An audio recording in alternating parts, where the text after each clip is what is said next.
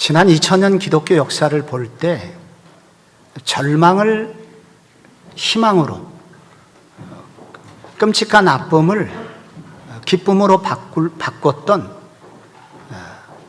일에 있어서 사람들의 마음을 그렇게 바꾼 사건이 있다면 그것은 예수 그리스도의 십자가의 죽으심입니다. 그리고 부활입니다. 이 두 사건이 정말 죽을 수밖에 없을 것 같은 상황을 바꾸어서 그렇게 사람들로 하여금 희망을 갖게 만들었습니다.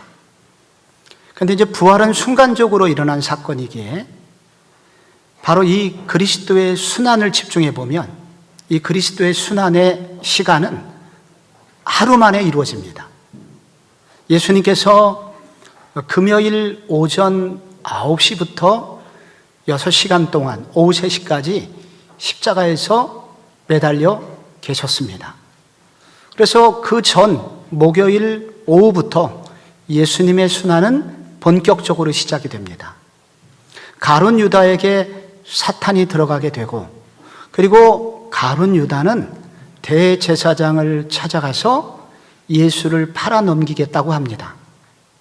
그것이 바로 목요일 오후에 일어났던 일입니다. 그런데 바로 그 시각에 예수님은 다른 두 제자 베드로와 요한을 따로 보내셔서 유월절을 먹을 만찬을 먹을 장소를 준비하라고 하십니다. 저녁 6시가 되어서 해가 떨어집니다. 그때 예수님은 제자들과 함께 유월절 만찬을 시작하시게 됩니다. 그런데 예수님이 저녁 그 만찬을 하실 때 너희 중에 한 사람이 나를 팔리라, 이런 끔찍한 말씀을 하시게 되죠. 그래서 정가요? 혹시 정가요? 라고 서로 그렇게 묻고 있을 때 아마 식사가 3, 4인용으로 앞에 마련이 돼 있었던 것 같습니다. 나와 함께 같은 그릇에 젓가락을 넣는 그 사람이 나를 팔 것이다 라고 그 12명에서 조금 더 소수로 그렇게 좁히고 계시죠. 그 자리에 틀림없이 나를 배신할 자가 있다는 것을 분명히 하신 것입니다. 여러분, 누군가 밥을 같이 먹을 때 참 어려운 분들이 있기 마련입니다. 처음으로 이제 시어머니, 시아버지 되실 분이나 혹은 장인, 장인어른이 되실, 장모님이 되실 분과 함께 식사를 참 한다는 것은 쉬운 일이 아닙니다.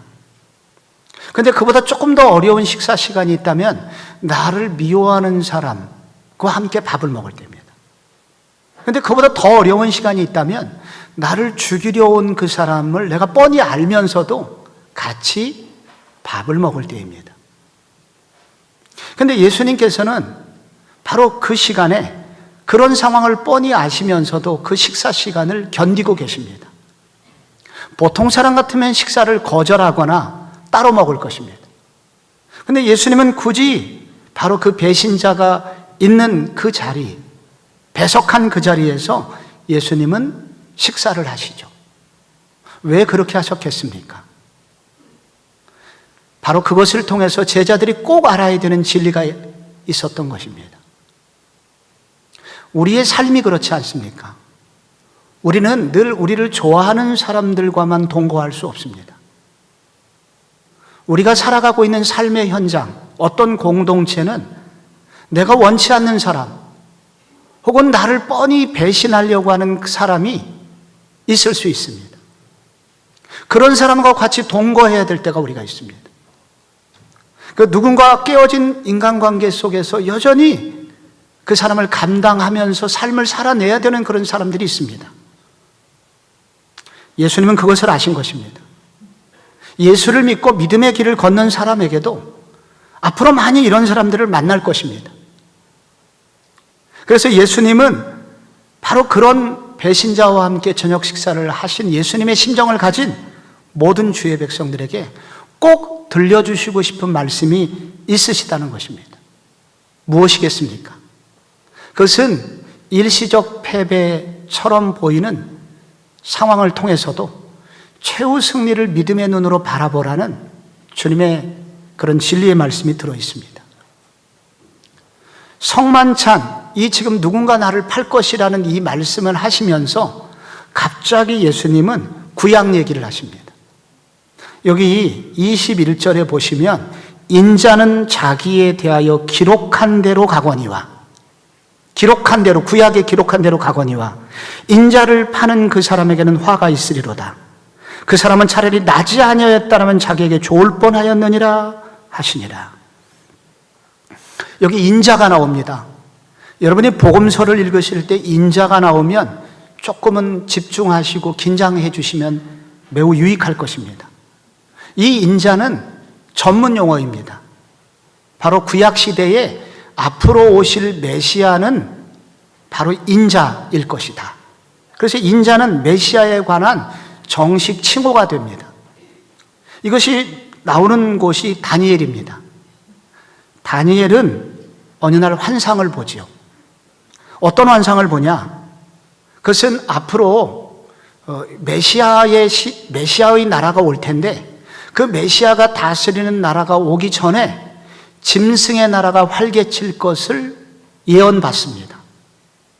그 짐승의 나라가 얼마나 강력한지 메시아의 나라를 깨뜨리고, 그리고 경건한 사람들이 살지 못하도록 법도 바꾸고, 그리고 제도도 바꿔서, 그래서 경건한 사람이 아주 멸절되는 것 같은 위기의 순간을 만날 것을 다니엘은 예언을 받습니다. 그게 다니엘서 7장 25절입니다. 그가 장차 지극히 높으신 이를 말로 대적하며 또 지극히 높으신 이의 성도를 괴롭게 할 것이며, 그가 또 때와 법을 고치고자 할 것이며, 성도들은 그의 손에 붙임받아요 한 때와 두 때와 반 때를 지내리라. 여기 그는 바로 짐승입니다. 짐승의 손에, 사단의 손에 거의 넘어간 것 같은 상황이 올 것이라는 것입니다. 그때 바로 메시아도 짐승에게 넘겨짐을 당하게 됩니다. 그런데 바로 이러한 나라, 이러한 상황이 오기 전에 먼저 다니엘에게 주신 환상이 있습니다. 그 7장 25절 앞에 있겠죠? 그게 13절에 나옵니다. 내가 또 밤 환상 중에 보니 인자 같은 이가 하늘 구름을 타고 와서 옛적부터 항상 계신 이에게 나아가 그 앞으로 인도되매, 여기 인자 같은 이가 나옵니다. 메시아입니다. 인자 같은 이, 사람의 몸을 입고 앞으로 오실 분, 바로 예수님이죠. 그분이 하늘 구름을 타고 와서 옛적부터 항상 계시니 성부 하나님입니다. 창조주 하나님이죠. 그 창조주 하나님 앞에 인도를 받는데, 그때 창조주 하나님께서 이 바로 메시아에게 14절에 권세와 영광과 나라를 주고, 모든 백성과 나라를 주고, 모든 백성과 나라들과 다른 언어들과 다른 언어를 말하는 모든 자들이 그를 섬기게 하였으니 그의 권세는 소멸되지 아니하는 영원한 권세요 그의 나라는 멸망하지 아니할 것이니라. 하나님께서 그런 짐승이 득세하는 것, 짐승이 승리하는 것 같은 일이 벌어지기 전에 먼저 주신 말씀이 바로 인자, 메시아가 누군지, 메시아가 어떤 권세를 가지고 있는지 먼저 설명을 하고 있는 것입니다. 여러분, 성부 하나님께서 이 메시아에게 어떤 권세를 주셨습니까? 소멸하지 않는 권세. 어떤 불도 그를 소멸시킬 수 없는, 어떤 세상의 권세, 어떤 나라도 대적할 수 없는 강력한 권세를 바로 이 메시아에게 주셨다는 것입니다. 그래서 오늘 여러분, 예수님께서 그 얘기를 하시는 거예요, 구약에. 그리고 누군가 나를 팔 것이고 또 많은 사람들이 나를 붙들어다가 재판에 넘길 거야. 바로 그래서 많은 사람들이 마음이 흔들리게 될 것이고, 바로 메시아의 나라는 무너졌구나 라고 절망에 빠지게 되는 것처럼 보이는 상황이 있을 거야. 그런데 인자는 하면서 예수님이 당신의 이름을 이렇게 다시 떠올리고 구약의 그 사건을 떠올려 주시는 것입니다. 너희들이 보기에 잠시 흔들리고 너희들이 보기에 무너지는 것 같지만 하나님께서 내게 주신 권세는 결코 아무도 흔들 수 없는 권세야. 영원한 권세야. 흔들리지 않는 권세고 소멸되지 않는 권세고 최종 승리하는 권세야 라고 말씀하심으로써 배신자가 이기는 것 같고 배신자가 득세하는 것 같은 상황이 온다 할지라도 그것은 부분적 패배이고 일시적 패배일 뿐, 최후의 승리는 성부 하나님이 나에게 이미 주신 것임을 약속하심으로써 바로 예수를 따르고 메시아를 따라가는 모든 성도들에게도 이런 동일한 일이 있을 것을 약속하고 계시다는 것입니다. 그래서 그 사람은 차라리 나지 아니하였으면 좋을 뻔하였다. 가룟 유다죠. 가룟 유다는 그럼 예수님 왜 배신했습니까? 눈에 보이는 현상만 보니까, 눈에 보이는 현상, 자꾸 메시아가 우리나라에게 독립을 줄 줄 알고 이 예수를 따라다녔는데 점점 예수님은 전혀 다른 얘기를 하고 있거든요. 그래서 그 무력해진 예수의 모습을 보고 실망하여 가룟 유다는 예수를 팔아넘기게 됩니다. 우리도 마찬가지로 보이는 현상만 보면, 눈에 보이는 상황만 보면, 돌아가는 배신자들의 모습만 보면 우리도 낙심하고 쓰러질 수 있습니다. 그런데 주님 오늘 이 사건을 통해서 앞으로 이렇게 고난을 당하고 배신자를 만나는 삶을 살아가는 성도들이요, 깨어서 영안의 눈을 뜨고 영적으로 나를 바라봐라. 그리고 일시적 패배에 낙심하지 말고 최후 승리가 확정된 나를 끝까지 신뢰하라 라고 기억나도록 이 말씀을 주고 계신 것입니다. 예수의 제자들도 잠시 흔들렸으나, 그러나 그들이 부활하신 예수님을 만난 이후에, 성령 받고 난 이후에 영안의 눈이 떠졌죠. 그러면서 그때 성만찬 때 주신 말씀이 이런 뜻이었구나. 그들의 눈이 밝아졌습니다. 그리고 알게 된 것이 있는 것입니다. 그래서 기록된 성경들이 바로 복음서인 것입니다. 아, 그렇구나. 우리가 만나는 삶의 여정 속에는 정말로 사단이 이기는 것 같고 배신자가 이기는 것 같고 세상이 이기는 것 같은 시간이 있어서 낙심될 수 있으나, 아, 그것은 일시적 패배이구나. 최후 승리는 우리 믿음을 지키는 성도들에게 주실 것이구나 하는 것을 우리 바로 예수의 제자들도 이후에 깨닫게 됩니다. 하나님께서 이 성만찬을 통해서 이런 일을 주고 매번 성찬식을 할 때마다 초대교회 성도들은 바로 이것을 곱씹게 됩니다. 그러므로 오늘도 이렇게 성만찬을 준비하고 그리고 성만찬에 참여하는 모든 성도들은 이것을 기억해야 됩니다. 이 말씀을 곱씹어야 됩니다. 우리가 살아가는 삶 속에서 일시적 패배가 있을 수 있다. 그리고 세상이 이기는 것 같고 배신자가 이기는 것 같고, 그리고 세상에 가진 자들이 결국 온 세상을 지배하는 것처럼 느껴서 그래서 움츠러들고 낙심하고 연약한 성도가 있다면, 성찬의 떡을 받을 때, 성찬의 잔는 받을 때 우리에게 그것을 먼저 제정하시고 주신 바로 그분이 누구냐? 인자라는 사실을 기억해라. 인자는 누구인가? 메시아이고, 메시아의 나라가 잠시 고난을 당하나 그러나 소멸되지 않는 권세, 영원한 나라와 권세를 그분이 부여받으셨으니 그 길을 따라가는 우리 모두에게 결국 우리에게 이런 승리를 주실 것을 믿음의 눈으로 바라보라. 여러분, 히브리서 12장에서 그래서 2절에 이렇게 도전합니다. 믿음의 주요 또 온전하게 하신 예수를 바라보자. 그는 그 앞에 있는 기쁨을 위하여 십자가를 참으사 부끄러움을 개의치 아니하시더니 하나님 보좌 우편에 앉으셨느니라.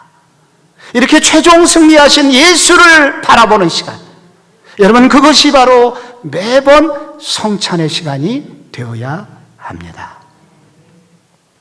배신자와 예수님이 저녁 식사를 하신 또 하나의 이유는 제자들에게 예수님의 이 사랑이 얼마나 무한한지, 그 예수님의 특별히 그 덮어주시는 사랑을 깊이 깨닫게 해주시기 위해서 또 그런 식사 시간을 가지셨습니다. 6월절 때에는 이스라엘 백성들은 꼭 먹는 음식이 있죠. 바로 어린 양고기입니다. 왜냐하면 출애굽 당시에 가족들마다 어린 양 한 마리를 집에서 4일간 머물게 하였고, 그리고 그 어린 양에게 안수기도를 하고 모든 죄를 전가시킨 후에 그의 목을 쳐서 그 피를 문설주와 임방에 발랐죠. 그래 애굽의 모든 죄인들이 전부 다 죽어나갈 때, 장남들이 죽어나갈 때 신기하게 그 피를 바른 집, 대부분의 이스라엘의 바로 백성들의 집의 장남들은, 장녀들은 죽지 않았습니다. 그들은 살았습니다.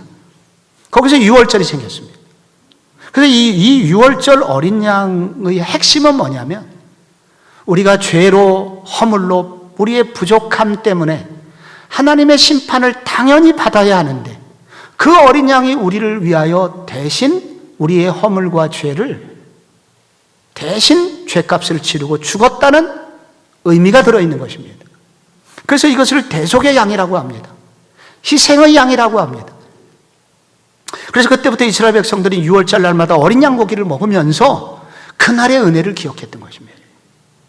근데 오늘 예수님이 제자들과 함께하는 유월절 만찬에는 가장 중요한 어린 양 고기가 없습니다. 아마 베드로와 요한이 혼날지도 몰라요. 그런데 이것은 예수님이 의도적으로 그렇게 하신 것입니다. 어린 양 고기를 먹으려는데 어린 양 고기가 없습니다. 왜 없을까요? 그것은 바로 진짜 어린 양이 지금 그 저녁 식사 자리에 있기 때문입니다. 예수님은 세례 요한에 의해서 이렇게 이미 예언 받으셨습니다. 보라, 세상 죄를 쥐고 가는 하나님의 어린 양이로다. 700년 전에 이사야를 통해서 이사야 53장 7절에 그가 곤욕을 당하여 괴로울 때에도 그의 입을 열지 아니하였으며 마치 도수장으로 끌려가는 어린 양과 털 깎는 자 앞에서 잠잠한 양같이 그의 입을 열지 아니하였도다. 바로 예수님은 앞으로 올 진짜 어린 양이셨습니다. 그 진짜 어린 양이 지금 저녁 식사 자리에 와 있기 때문에, 그래서 제자들은 그날 저녁에 어린 양고기를 먹지 않으신 것입니다. 예수님께서 어린 양으로 이 땅에 오셔서 이제 내일 십자가에서 이제 피 흘려 돌아가시게 될 것입니다. 그분이 죽으시는 이유 무엇이겠습니까?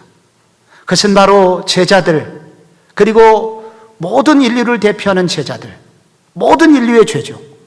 그 죽을 수밖에 없는 우리의 죄와 그 우리의 약점과 우리의 허물과 우리의 부족함, 하나님께 심판의 대상이 될 만한 모든 그런 부족한 부분들을 예수님이 대신 다 짊어지시고 죽으실 것을 설명하는 단어가 바로 어린 양인 것입니다. 그래서 예수님께서 어린 양이 되셔서 십자가에서 죽으신다는 것은 우리의 어떤 연약함과 부족함 때문에 죽지 않게 될 것이다. 어떤 허물과 부족함 때문에도 심판받지 않도록 예수님께서 대표로 심판을 받으시게 될 것이다 하는 것을 설명하고 있는 것입니다. 이것은 아무도 예측할 수 없었던 하나님의 지혜였습니다. 사탄은 이기심으로 가득 차 있기 때문에 이렇게 하나님께서 당신의 아들을 희생시키면서 자기 백성들을 구출할 거야? 상상도 못하였습니다. 그래서 사단은 이제 메시아가 고난을 당하고 십자가에 죽기만 하면 자기 세상이 올 것을 기대하면서 의기양양해 있었습니다.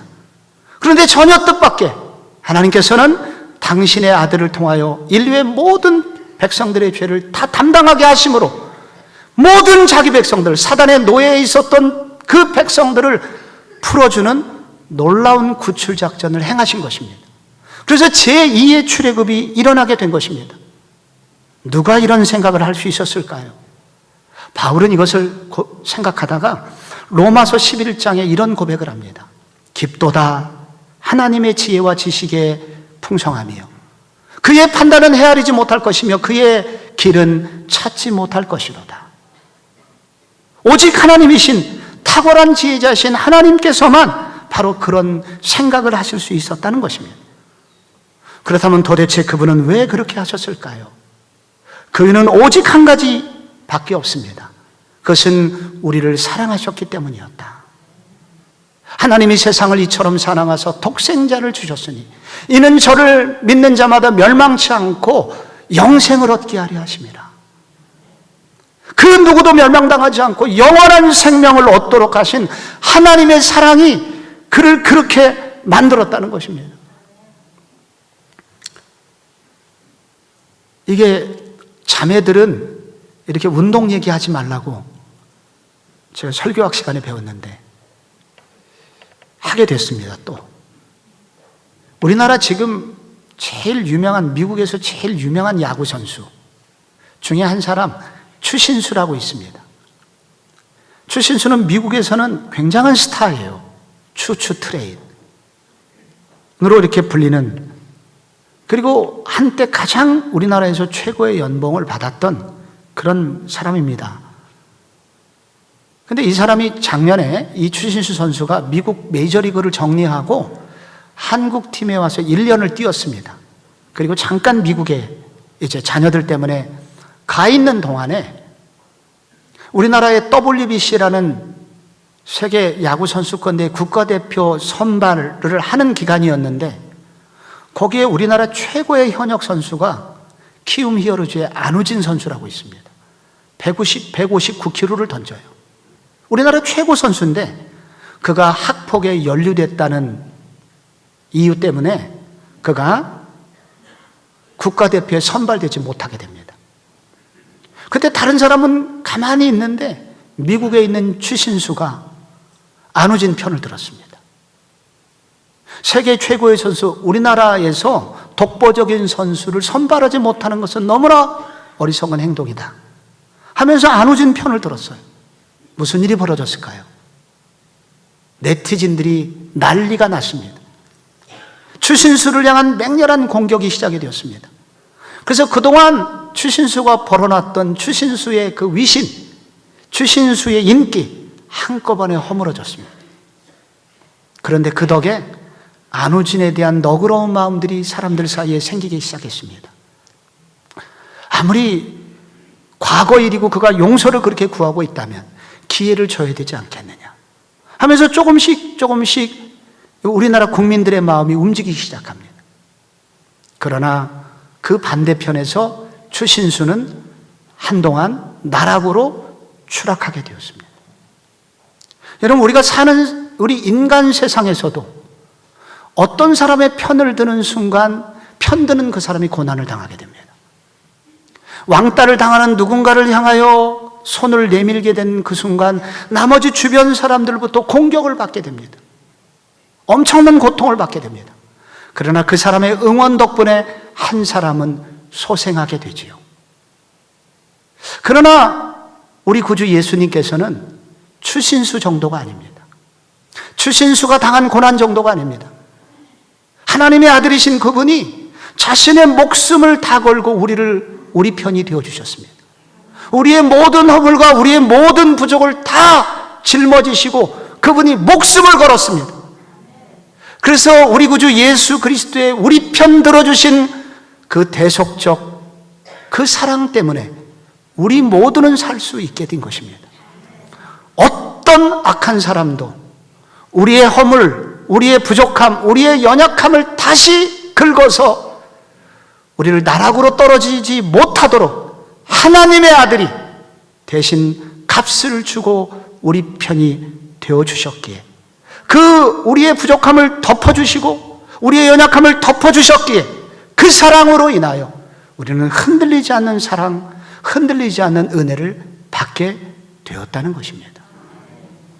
예수님은 그날 제자들에게 내가 너희를 위하여 흘리는 어린 양으로서 피 흘려 죽게 될 어린 양이 바로 나야, 바로 출애굽을 가능하게 했던 그 어린 양의 실체, 본체가 나야.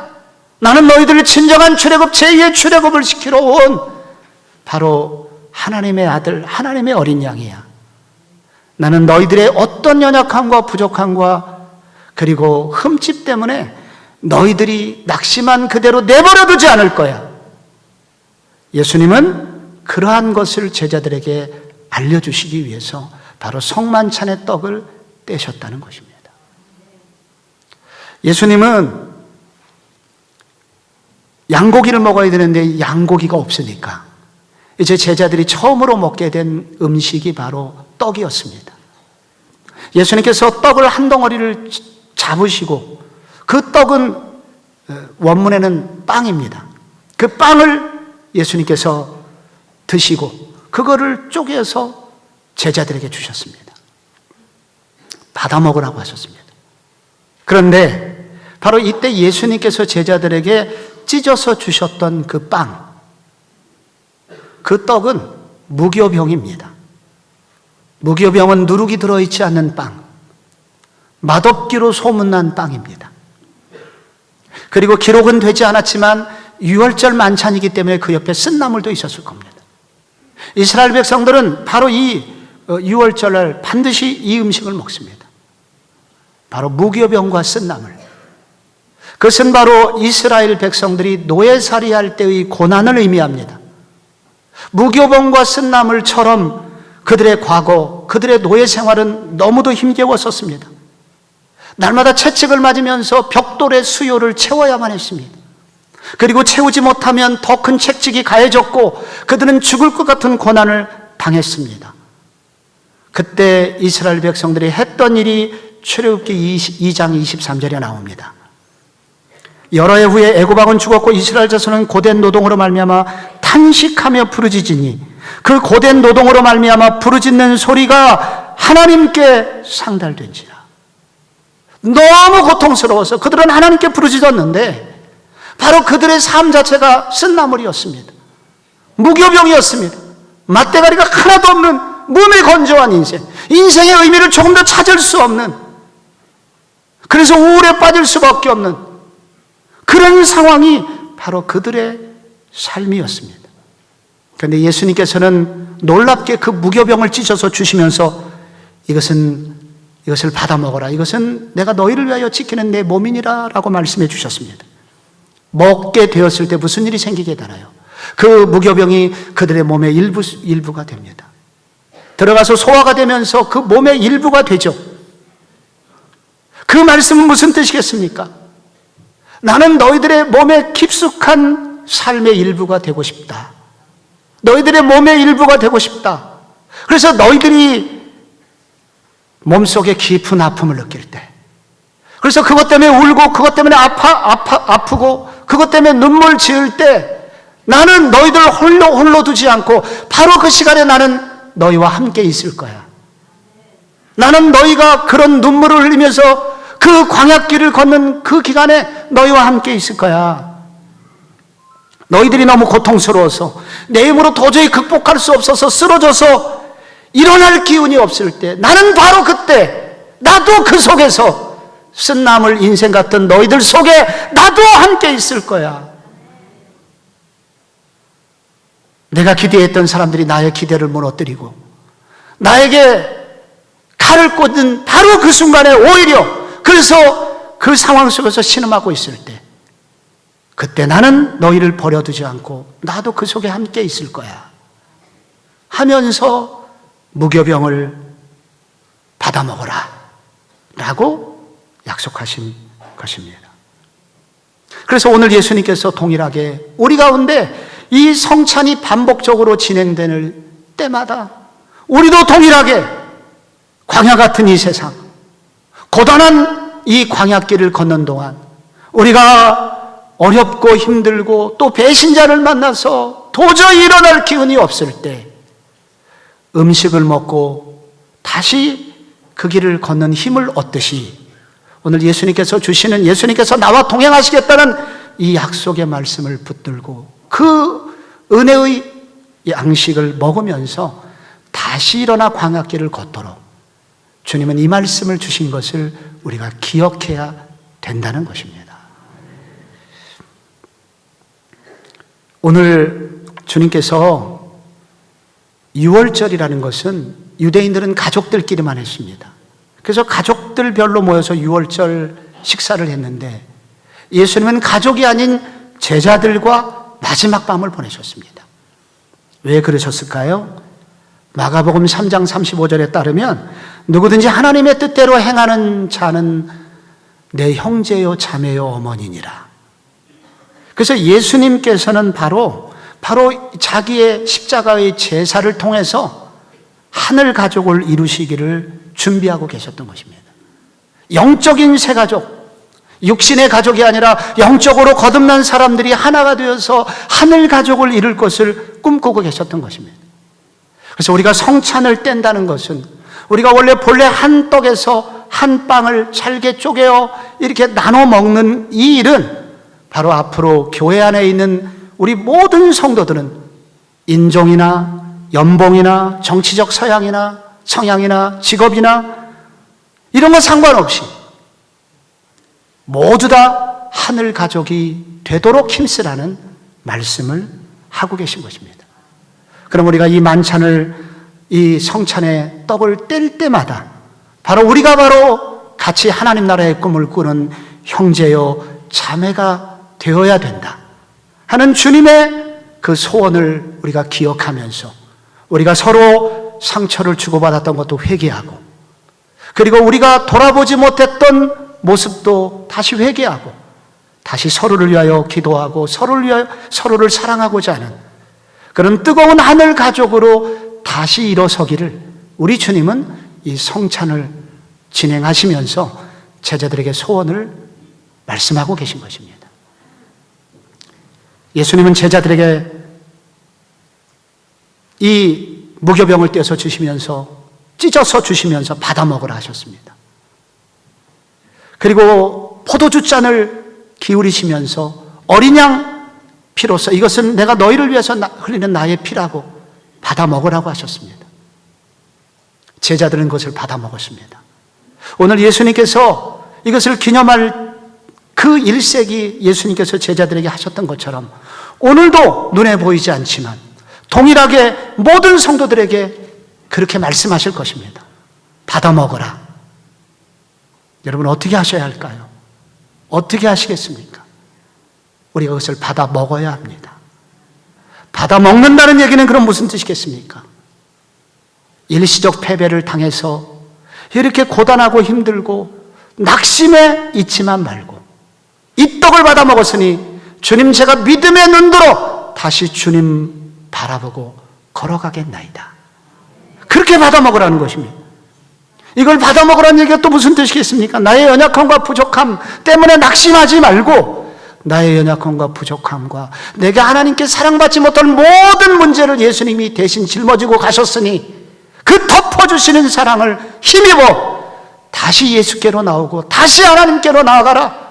다시 뜨거운 신앙을 회복하라는 말씀으로 받아들여야 될 줄로 믿습니다. 그래서 다시 기도의 자리로, 다시 예배의 자리로 나가고자 하는 그런 은혜가 회복되는 시간이 되어야 되고, 하늘 가족 다시 한번 확인하고 함께 사명을 향하여 걸어갈 믿음의 식구들과 사랑하고 서로 축복하고 서로 교제하고 그리고 서로 기도의 주므로 함께 하나님의 꿈을 함께 이 땅에서 이뤄나가기를 결단하는 시간이 되어야 될 줄로 믿습니다.